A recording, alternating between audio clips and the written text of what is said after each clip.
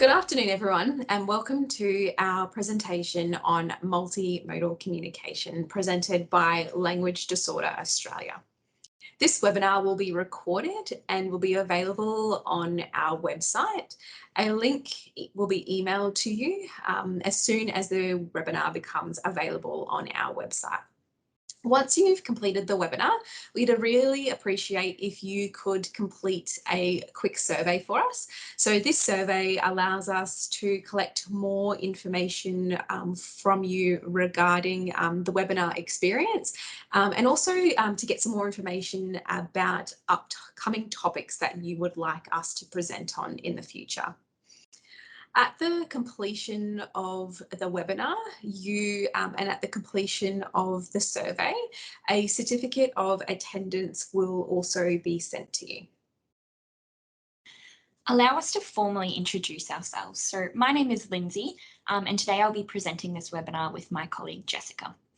Jess and I are both speech pathologists working in the Language Disorder Australia School Support Services team. This team is funded by the Department of Education to provide an additional service to schools throughout Queensland. So this includes services to state schools, Catholic schools and independent schools as well.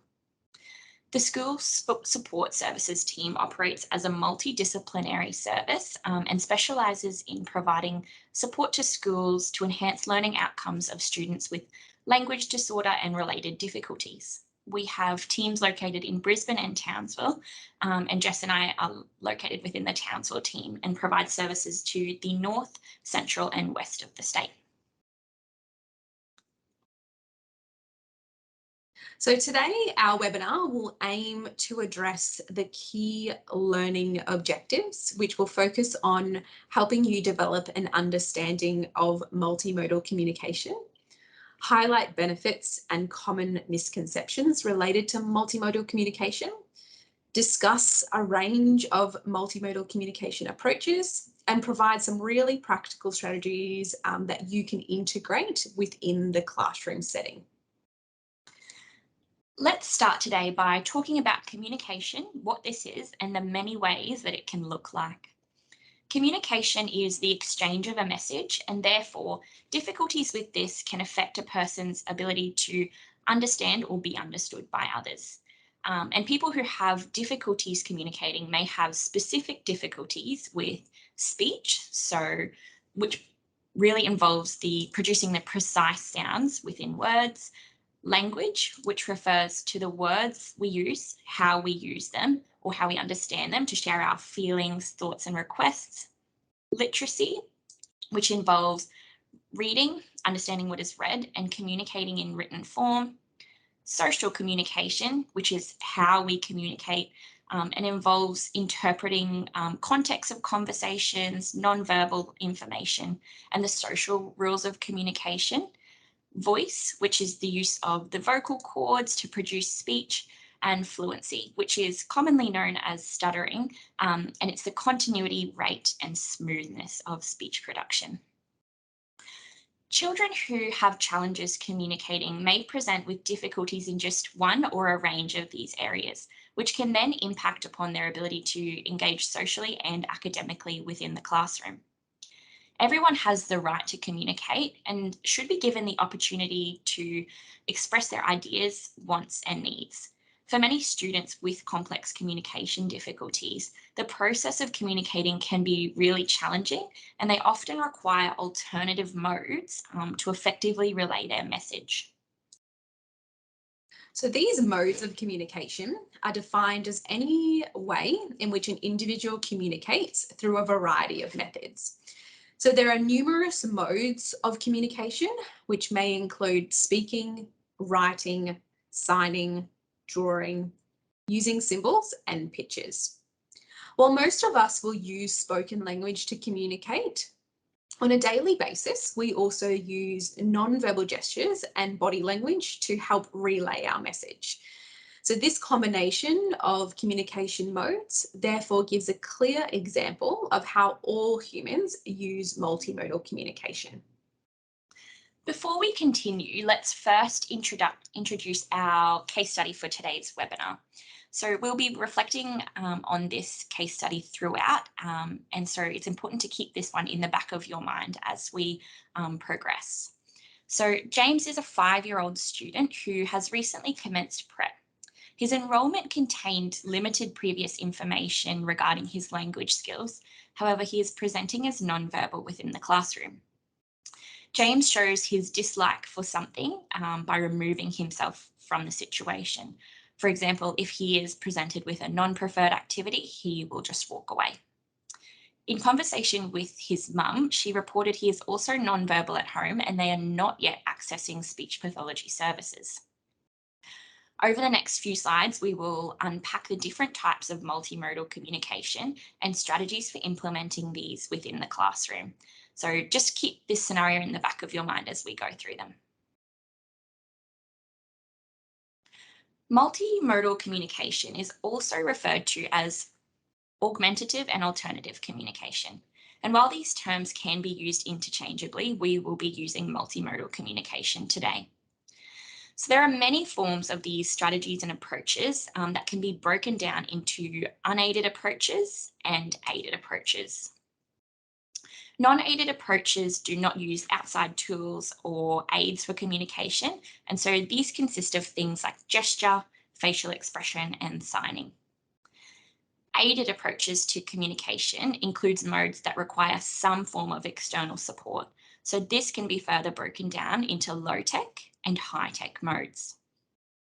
Low-tech modes are those that do not rely on technology. So things like visuals and pictures, physical communication boards such as aided language stimulation boards, PECs, pod books, and even writing a message down using pen and paper.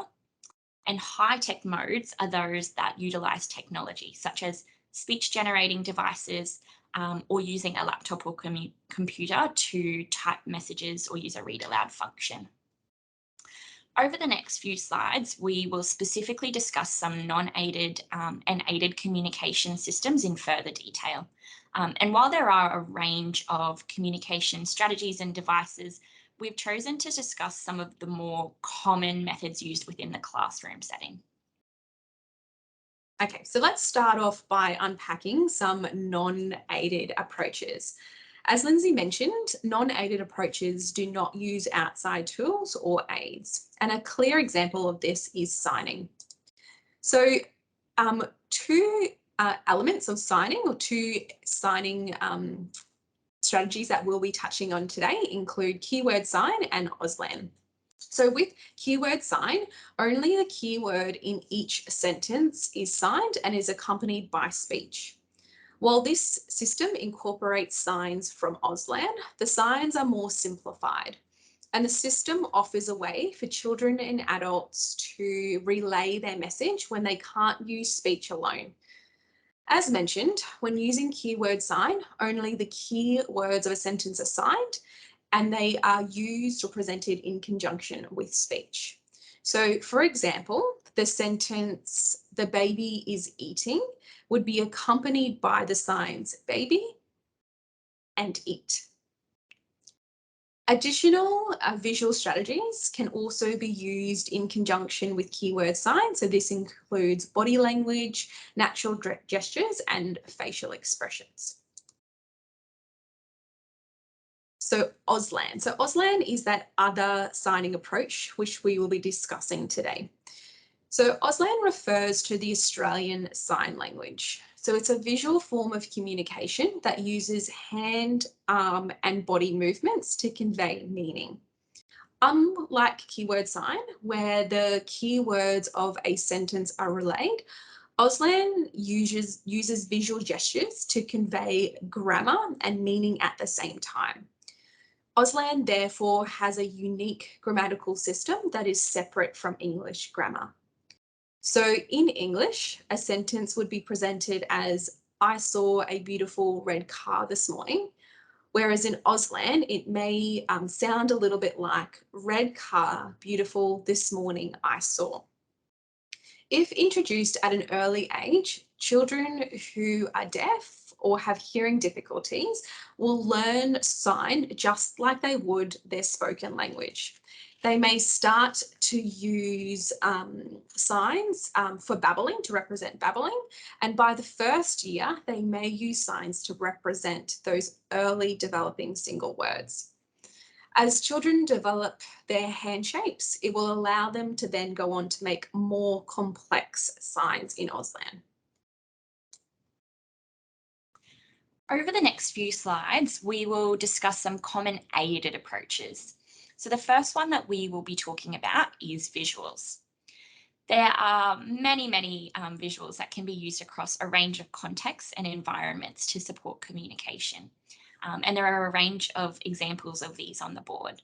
So these can be used to support children in starting, finishing, or transitioning between activities, scheduling their day, developing their independence in routines, making choices, sharing opinions, and expressing emotions as well. One of the examples that you can see on the screen that we will probably chat about a little bit more will be the picture keyring. So these are quite effective for use as they are easily accessible within a wider range of contexts, and it may help to increase the students' opportunities to quickly make a comment or a request during activities. You can place the keyring on a lanyard that either you may use to model the visuals or present choices to the student, or they may use to communicate with you. And it's usually beneficial to use functional requests or statements on these as well. So things like, I need to go to the toilet, or help please. When using visuals, it's important to think about why a child needs them and what type of visual needs to be in place. You may use real life photographs, pictures, symbols, or line drawings. However, children might not understand the connection between a symbol and an activity immediately, but they may assign more meaning to the use of a real life photograph of them completing the activity, and that might seem to work better for them. So to create visuals that do include symbols, we have found BoardMaker Plus to be really easy to use to create low-tech visuals and communication boards. And it does allow for a 30-day free trial before it asks for a paid subscription as well. On the next slide, we have a video showing how a visual schedule can be used to demonstrate steps in a nighttime routine. In this app, the steps in the routine are being moved across to indicate that they have been completed.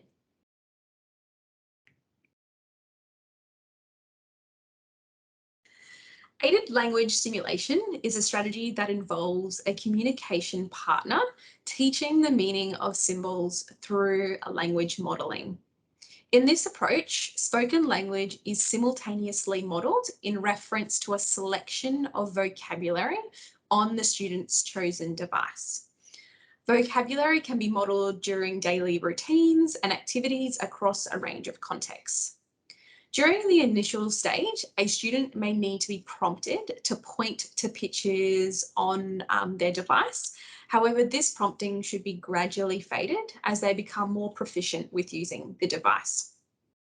On the next slide, you will see an example of this ALS board being modelled within the activity of Play-Doh. So this ALS board has been colour-coded by word type, and pronouns have been represented by yellow, verbs have been represented by orange, nouns in pink, adjectives in blue, and then also prepositions in green. And colour coding is often used to assist with vocabulary mapping and helping students identify words more effectively on the board. When modelling phrases in the video, you will see that we've tried to use really simple sentences that are still grammatically correct, and we've tried to do this while we are actually modelling the pictures on the board. So I'll now go through and model some of the spoken sentences while we are pointing to the pictures. So in this first one, I'm pointing to the pictures of make and ball. The next one, I'm pointing to the pictures of roll snake, and I would model the sentence of I will roll a snake while pointing to those pictures. The next one, so I want the moon shape. So that's the sentence I would present while pointing to the pictures of want and shape. Cut the Play-Doh while pointing to cut and Play-Doh. Or I could even say cut the snake while pointing to cut and snake.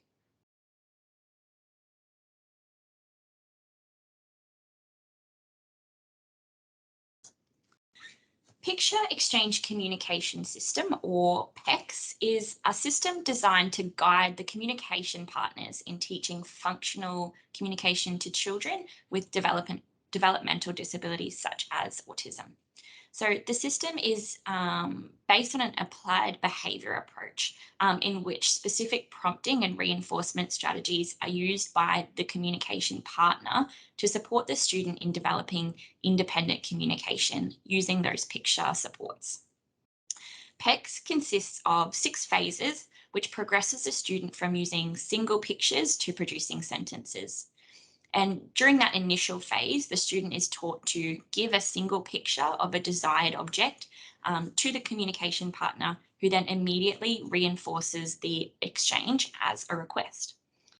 Once a student can independently request with a single picture card, they'll be taught to discriminate between multiple pictures to make requests, and then continue to progress to use these pictures to make phrases and sentences for purposes such as requesting and commenting. Research shows that when used consistently, PECS had the ability to increase functional communication skills and lead to the development of spoken communication skills as well.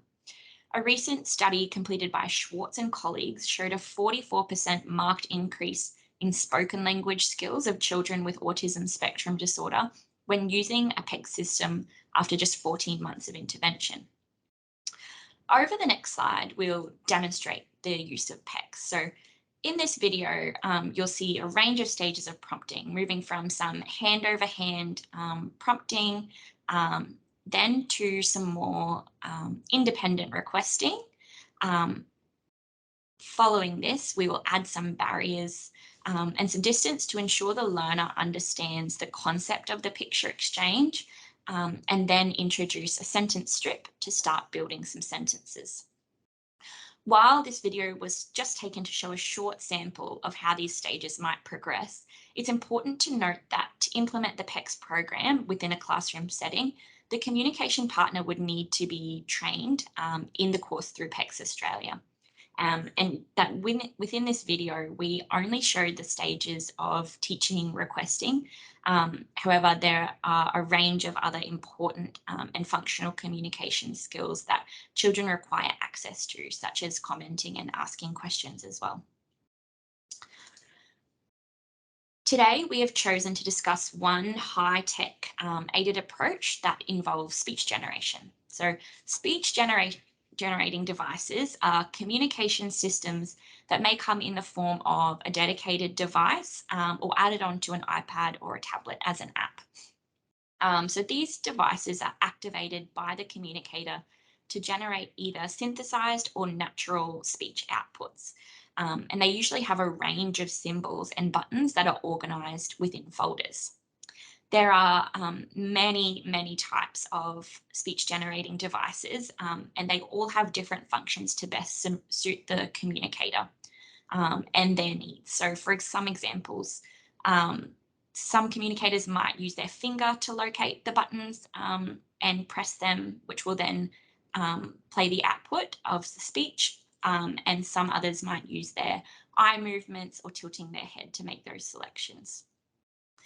Research shows that when consistently used under the guidance of a speech pathologist, the use of speech generating devices are strongly effective in developing children with autism spectrum disorders' ability to communicate simple and complex requests and comment as well. And results from these studies also demonstrate that they are likely to increase children's verbal speech and language production in addition to this.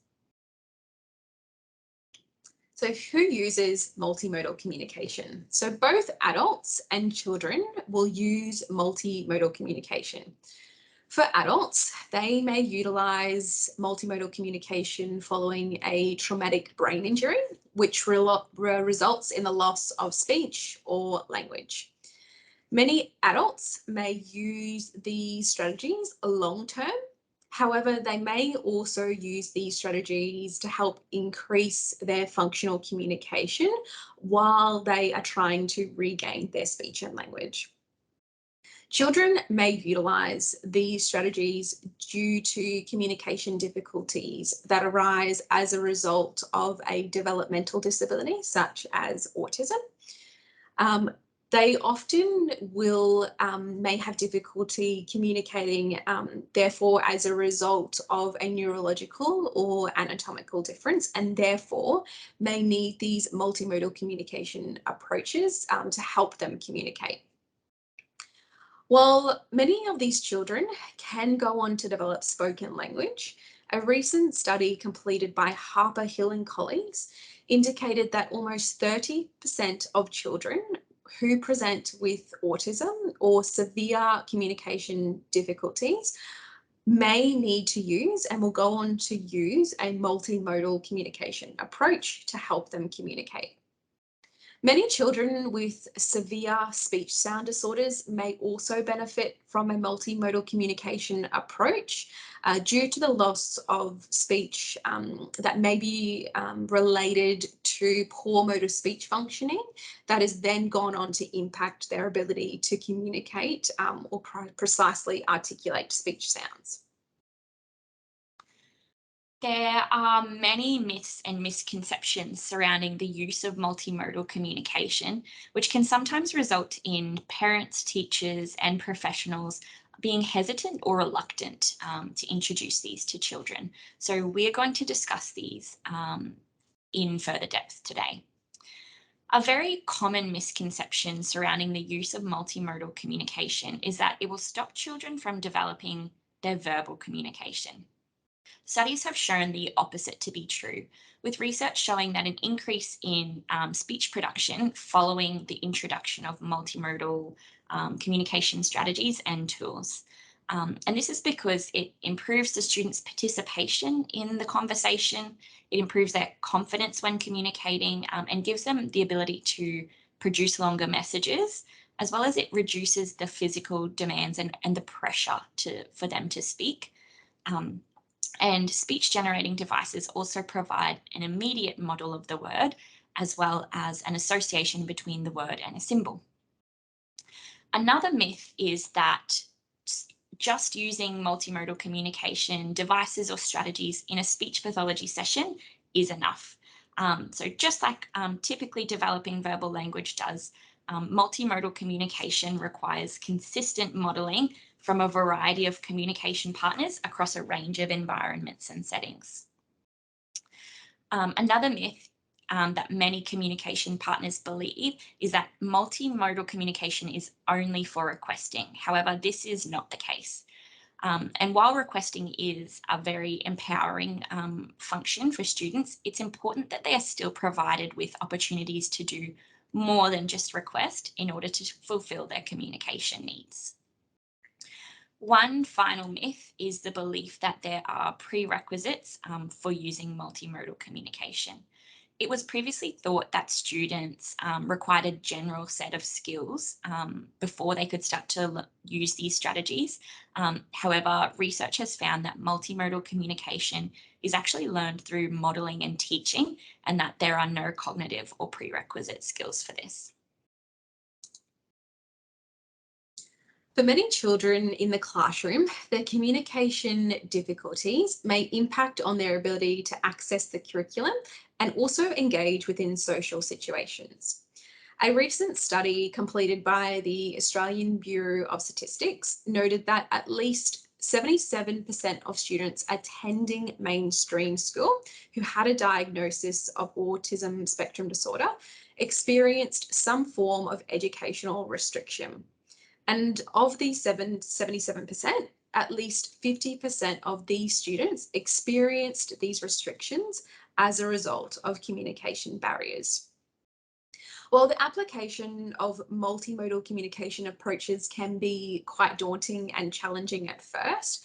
Research shows that with correct adjustments and application of these strategies, students with autism and even students with complex communication difficulties can go on to participate within classroom discussions and engage more positively in learning. When introducing multimodal communication, it's important to consider the number of factors that may influence successful implementation. The use of MMC, or multimodal communication, is considered a bi-directional process. So whereby the student will need to be able to use the device, but then the communication partner will also need to know how to engage with the student using this method or device. So where to begin? As a starting point, it would be useful to understand the ways in which students use communication in the classroom and reflect on the specific activities or routines that will allow integration of the device. So one way of gathering this information is through a communication inventory. And a communication inventory focuses on three main areas. So it allows us to look at the activities that the student may be participating within the classroom, looks at those communication opportunities, and also allows us to touch on the vocabulary and really trying to unpack the vocabulary that they may be using within activities within the classroom. So when we think about activities, we really want to reflect on those activities that occur throughout the day. An example of this may be the morning routine or even lunchtime break. And we want to try and document this and keep a list of these activities. We would then want to also reflect on communication opportunities that the student may have throughout the day. And when we look at the communication opportunities, we really want to look at their ability to engage within conversation. So how many times or how many activities throughout the day will the student have to engage within conversations with peers? We also want to look at those academic opportunities that relate to their communication. So this may include an activity that's really focused on language related to a learning activity. We also want to look at, are there any opportunities or any activities within the classroom that have a real focus on language and literacy? So this might include book reading or activities that focus on letters and sounds.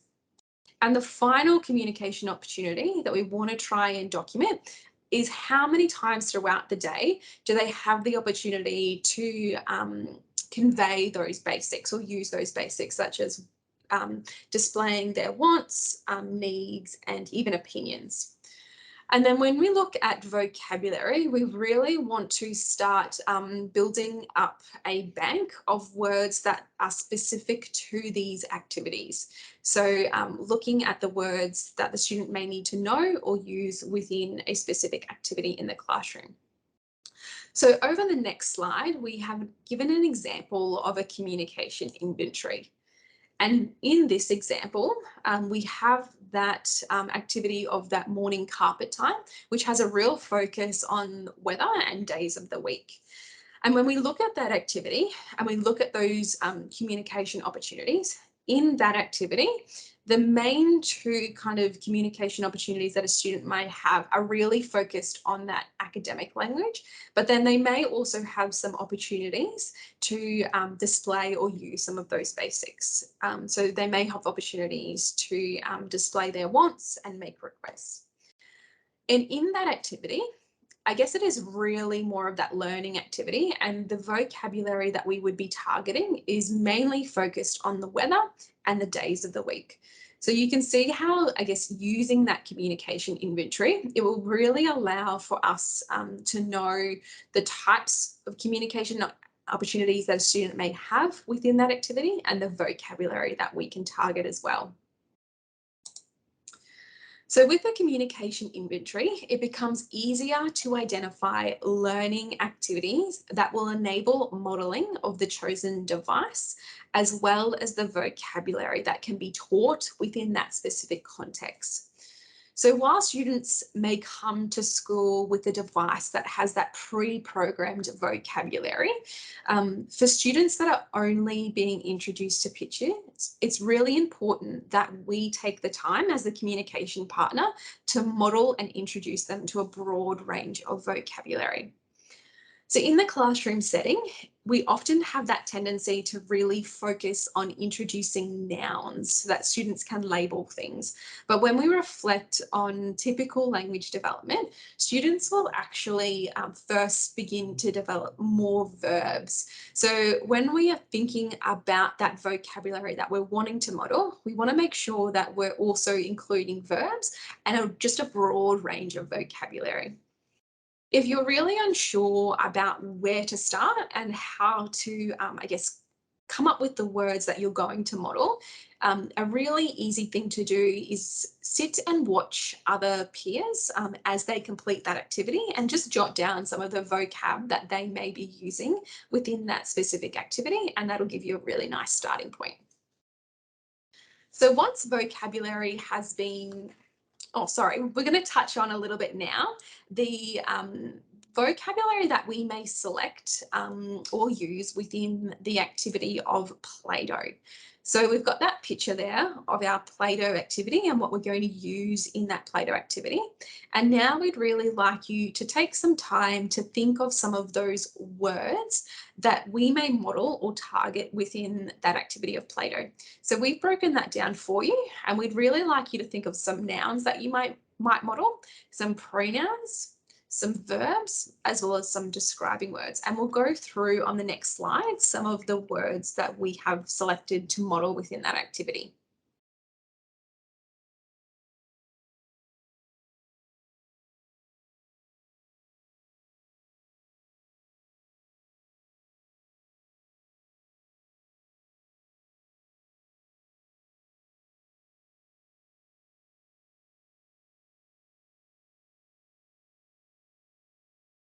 Okay, so for that activity of Play-Doh, we have selected nouns such as Play-Doh, knife, shapes, ball, snake, and lid. So it's mainly all of those things that we have in our picture. We've selected some specific pronouns such as I and mine. Verbs that we may model within this activity include want, more, make, finished, open, squeeze, and help. And some describing words that we might model include colours, so specific colours for the Play-Doh that we're using. It may include describing words such as flat, soft, hard, long, and short. So once we've developed that vocabulary for the activity, we want to make sure that we're providing enough opportunities to model the vocabulary within that specific activity. So scripting may offer communication partners more confidence in knowing what language to model within that activity that they're using the new device or using the pictures. So in this example, we have really written out a script that can be used by the communication partner. And in this activity, we've kept on that theme of Play-Doh. And the staff member will be modelling first roll the Play-Doh. And obviously within the activity, the way the student responds will cause this to vary, or you may need to change your script. But we've kind of just given an example of how this script can really be used to increase your confidence within the activity and knowing that you're definitely targeting some of those specific vocabulary and also targeting different communication functions. So in this one down the bottom, we've actually, I guess, presented a question that we would model, and we've given a script for that. And in that example, the students' responses are obviously allowing us to change our script a little bit as well. So when introducing a communication device in the classroom, it's important that communication partners provide opportunities to demonstrate the communication device or method in the classroom. So when first modelling communication opportunities, it's important to present activities that are really highly motivating for the student. So in this example, we've chosen the activity of Legos. So when engaging in this activity, it's important that we comment and reference the physical object while we're actually pointing to the pictures on the board. And in this case, we've used our ALS board.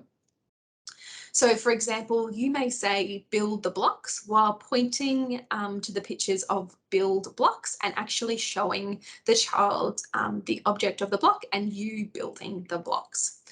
It's important that we allow for wait time to see if the student will respond by using the device. If the student has trouble locating pictures on the device, it's perfectly okay to provide some of that hand over hand guidance, but with time we would want to try and fade some of these cues. If the student has responded with a non-verbal gesture, so they've actually gone to reach for the object without pointing to the pictures on the board, it's perfectly okay to accept that as a communication attempt, and therefore you as the communication partner will just model and point to the picture on the board of the object that they might be requesting. If a student has responded by pointing to a picture of block, it's important that we as a communication partner also try and expand on the student's response by adding more words. So expansion is a strategy whereby a communication partner extends upon the student's response by adding one or two words. So this enables the student to hear longer responses, and it also provides them the opportunity to maybe use those longer responses again in the future. So in this example, the student may be requesting with just using the word block, or might even just be pointing to the picture. And you can expand on this by adding another word. And in this example, we've given big block.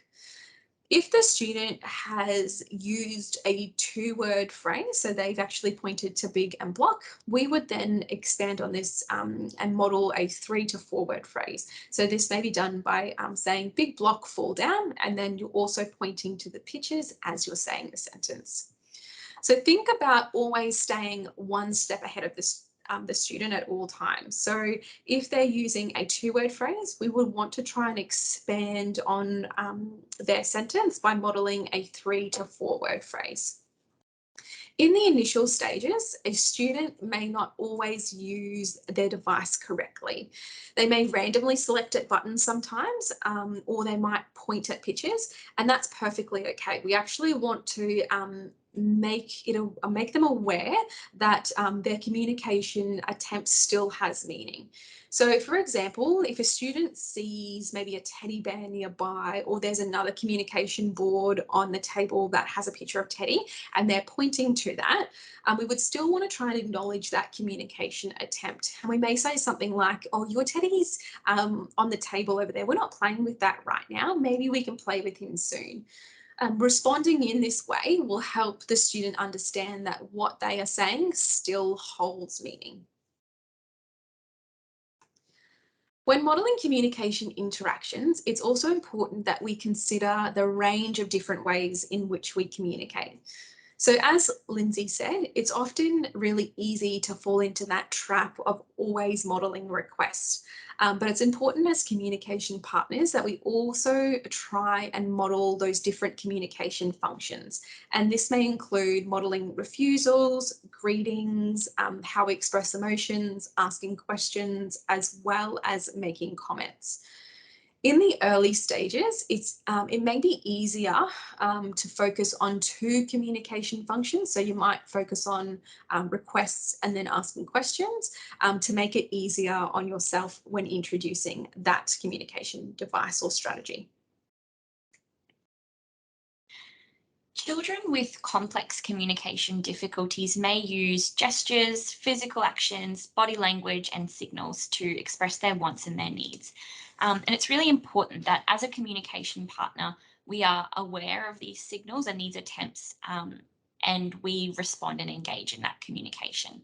So, for example, if a child has communicated using a sign for toilet, you might respond by using the same sign or modeling a response on an alternative device, which you can see on the screen. Although a student might be communicating with only single words, this doesn't mean that we can't actually model those phrases or sentences. Um, Due to the very fast paced nature of the classroom, a student might benefit from additional communication strategies that have really immediate and quick messages.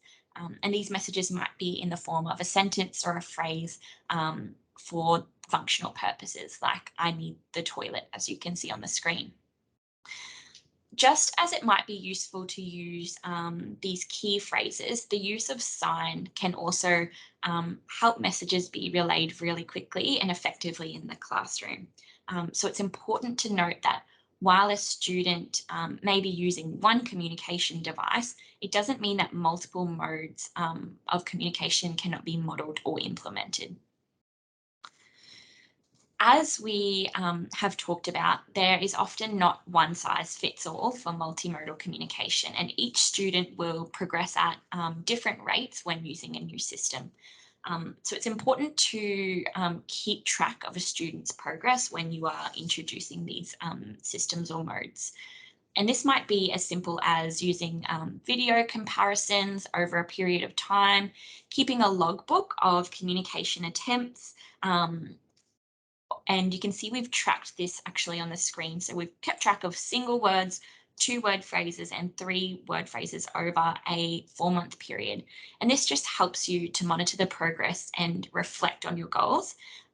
It's important to take that time to reflect and celebrate all of the wins, if they're big or small. We also know that within the classroom, there can be a number of barriers that can impact upon successful implementation. And common barriers might include accessibility and the ability to provide consistent use of multimodal communication in the classroom. The accessibility of a communication device can have both positive and negative influences on a student's willingness and ability to communicate. Within the classroom, it's important that the device is kept in an area that's accessible. And this also means that those high tech devices need to be charged as well. When a student is using a high tech device, it's always handy to have a backup option.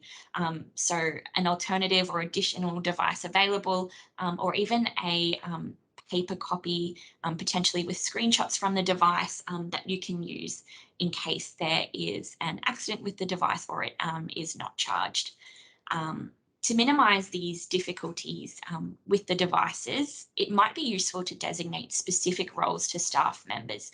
And this might include someone who is responsible for doing a daily check, things like making sure the volume is turned up and making sure that the device is actually turned on, and also placing it back in the designated area at the end of the day, as well as someone who is able to troubleshoot. So probably someone who is a little bit better with that tech side of things, or can reach out to someone for tech support. It is important that staff provide consistent opportunities to model language using the selected strategies to develop the student's understanding of the device and how it can actually be used to communicate. So these students really need to hear that language consistently before beginning to use it. So making sure that you're modeling a lot so that they can start to trial this independently. It's also important that everyone in the student's life is approaching the multimodal communication in the same way. So whether this be at home, or at school, or in the community, and ensure that there's that really consistent communication between the student's family, teachers, and support staff. All right, let's think back to our case study, James. So, to refresh your memory, James has recently commenced prep and he's presenting as non-verbal in the classroom, he also has not accessed speech pathology services. So considering everything we have discussed today, where do we begin with James? To start, it would be important to access a speech pathologist. So flagging James's difficulties with your school speech pathologist if you have access to that, or encouraging his family to access external therapy, whether this be from a community service or through a private speech pathologist. Following this, it's likely that James will benefit from using some of those communication modes that we've discussed today within the classroom. And so this might mean introducing a combination of non-aided and aided approaches to support his participation. So one non-aided communication strategy that would be useful for James would be keyword sign. So it might be useful to start introducing some signs for functional purposes before you start introducing those for those general everyday items. So keywords such as help, finished, yes, no, and thank you might help to support James's participation. James would also benefit from the use of aided supports in the form of visuals and pictures within the classroom. So as you can see on the screen, an individualized key ring, which has those functional phrases and requests, would be very beneficial for James. And again, using those really functional things. So, hello, my name is James, or help please, or I need to go to the toilet. The use of picture boards such as the ALS board will be useful to help model language to James, and it might be useful to make a range of these picture boards that you can use across different activities, and especially those daily activities such as snack time, craft, or sand play. And these boards should include a number of nouns, verbs, and describing words, and be modelled by the communication partner during these activities. With just remembering that the more modelling and the more repetition and exposure James has, the more likely he will be to start independently using the board to communicate himself. James might also benefit from the use of visuals to help him transition within the classroom. And these can be displayed at a whole class level and then also placed on his desk as well. So something like the first then board that you can see on the screen would be useful in conjunction with a visual timer to help him transitioning from and between activities. James might also benefit from some more functional strategies as well. So this might be providing with him with a forced choice, so with a banana and an apple, and asking him, would you like the banana or the apple as you present that to him? Scaffolding your questions to be yes, no questions, and this might be used alongside a visual, as you can see on the screen, to help him respond, but just changing your questions up to move to that yes, no function. So James, I think you wanted to start a new activity. Yes or no? It's also important to provide a symbol that indicates that that is not what I mean, or you didn't understand me. And this just ensures that James has the opportunity to let his communication partner know that his message has been misunderstood. It will be important to record how James responds to all of these strategies in the classroom, as this will help guide the speech pathologist's decision making with further alternative methods for communication and strategies. So before we finish, we'd just like to acknowledge that there is a very vast range of multimodal communication options out there. And in today's webinar, we've really tried to cover some, I guess, some practical strategies and cover those main common devices that you would see in the classroom. We really hope that some of those strategies that we've introduced today are very applicable for you, and that you can take some of those and use them straight away with a student that you may have in mind in your classroom. So that brings us to the end of our presentation. If you have any questions regarding our presentation, please feel free to email Lindsay or myself, and we will try and make sure that our emails are accessible to you. But please, as I said, if you have any questions around specific students or you'd like that support, we would be more than happy to answer those questions for you. As we mentioned at the start of the webinar, you will also receive a survey about our webinar, and we would really love if you could take some time to fill this out. And please provide any feedback or any information regarding upcoming webinar topics. Thanks so much for attending today. We hope to see you at more upcoming webinars. Thank you.